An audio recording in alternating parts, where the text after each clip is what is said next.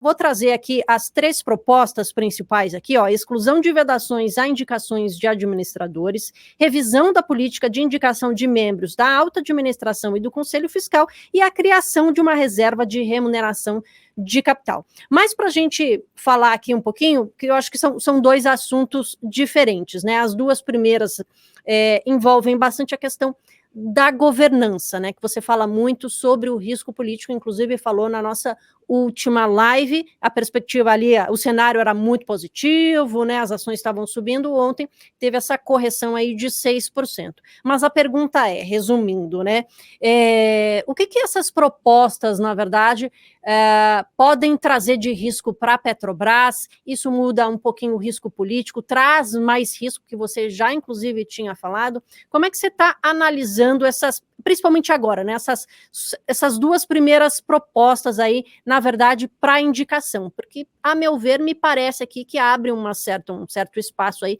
para indicação de próprio, né, de políticos até, né? Então, eu queria que você falasse um pouquinho. Tá. Então, basicamente, essa proposta, ela diz respeito a 2 alterações principais, né? Como você falou, a primeira é sobre governança. Então, a proposta tenta derrubar o veto à colocação de pessoas que não são tecnicamente capazes de tocar em uma empresa como a Petrobras, né? Então, a lei das estatais, ela trouxe uma mudança muito importante, muito boa para as companhias públicas ou estatais, né? Que era a vedação de cargos ou pessoas ligadas a políticos, né, dentro de empresas. Então, em algum momento você tinha, por exemplo, o CEO da Petrobras, não sabia absolutamente nada de petróleo, ou nunca tinha, não tinha conhecimento técnico para fazer isso, mas era uma pessoa politicamente próxima do presidente, coisa nesse sentido. E, claro, né, esse é o tipo de coisa que acontece sempre para prejudicar as empresas, os acionistas, né? Claro, na visão do governo isso é bom, porque a empresa ela pode acabar tomando algumas decisões que são favoráveis para o governo de uma maneira geral, mas para os acionistas, para as ações das companhias, claro, nem sempre é uma coisa boa. A gente viu isso acontecendo com a Eletrobras na década passada, a gente viu isso acontecendo com o Banco do Brasil, e a gente viu isso acontecendo com a própria Petrobras ali, em meados da década passada. Então, a lei das estatais, ela trouxe uma evolução muito importante, que era os membros, né, das empresas, nos cargos mais altos de liderança, os executivos precisavam ter uma bagagem técnica, uma comprovação de que eles tinham um conhecimento para tocar essas empresas, né? E uma dessas propostas que a gente ficou sabendo ontem, né, que o mercado ficou sabendo ontem, que a Petrobras pediu, né, ou propôs uma alteração nesse veto, né? Propôs uma alteração que possa vir a permitir, de novo, pessoas que não tenham tanto conhecimento técnico, mais ligadas a escolhas políticas, venham a não exatamente comandar, mas a estar diretamente ligada ali no papel de tomar decisões importantes dentro da Petrobras, o que, claro, né, neste momento não significa uma coisa que ruim ou que já vai começar a acontecer algum tipo de interferência, mas você começa a abrir portas para que isso comece a acontecer, né? Pode não ser no próximo mês, pode não ser no próximo semestre, mas o simples fato de abrir essa possibilidade é algo negativo e deveria realmente impactar as ações, como aconteceu ontem. A outra mudança diz respeito a um fundo de reserva, e isso tem um impacto importante para os dividendos, né? Então, qual foi a proposta? Que se possa criar um fundo de reserva para que a Petrobras não necessariamente distribua eventuais excessos de lucro que ela venha a ter nesse próximo ano ou nos anos seguintes, né? E por que isso é importante? Desculpa te atrapalhar. Quando você Pode fala falar. o excesso, a gente teve a mudança na política de dividendos, né? Diminuiu do caixa ali de 60% para 45%. Nesse caso, você falou o excesso. Nesse caso, os 45% estão seguros, né? E aí seria, na verdade, essa participação, de repente, para distribuir dividendos extraordinários. É isso aí mesmo? Exatamente. Então, o que aconteceria? Né? Você já tem aquela política estabelecida de distribuir 45% ali da geração de caixa livre. E aí, contando com isso, o mercado tem uma expectativa de um yield para os próximos anos aí entre 14% e 15% de dividend yield. Né? E aí a gente está considerando essa distribuição de 45% do fluxo de caixa livre, né? Após investimentos, gastos com manutenção, essas coisas. Né? O que sobra, você distribui 45%.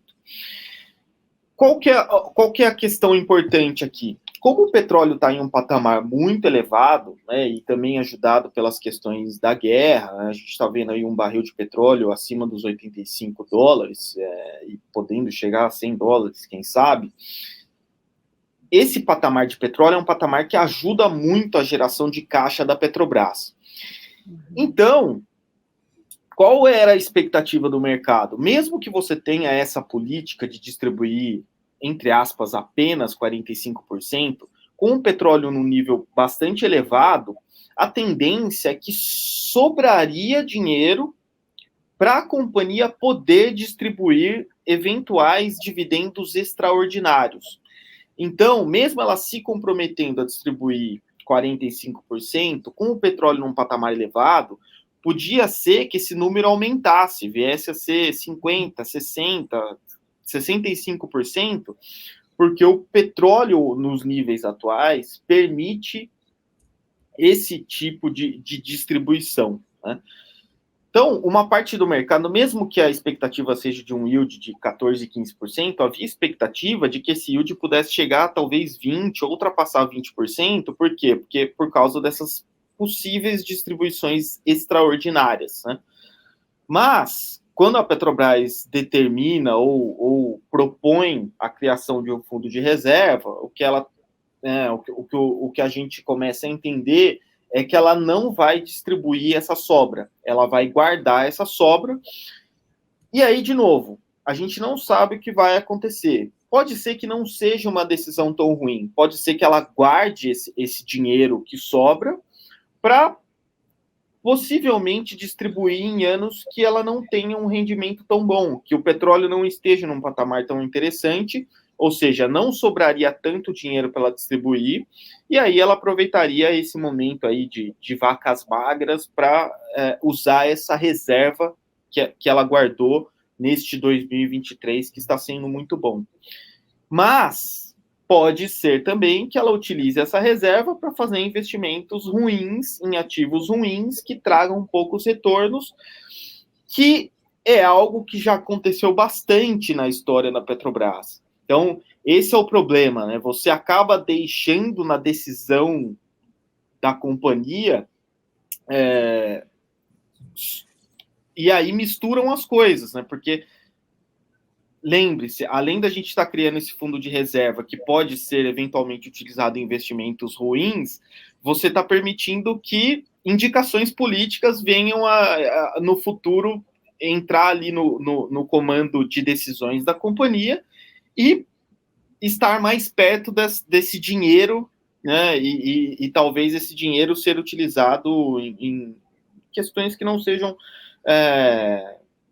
tão boas para os acionistas. Né? Então, por isso que o mercado, na minha visão, bateu, né, nos papéis ontem com razão, porque eu entendo que essas decisões, apesar de não mudarem nada neste momento, não é algo que vai mudar o resultado da Petrobras no próximo trimestre, ele acaba abrindo possibilidade de que a gente tenha possíveis intervenções aí pela frente. Pelos próximos anos. E você comentou, né, que esse fundo de reserva, ele pode ser utilizado, né, vamos dizer assim, para investimentos, enfim, não se sabe muito o que vai ser. Mas, ao mesmo tempo, a gente sabe dessa questão do rombo fiscal, né? Que o governo ele tem ali uma meta.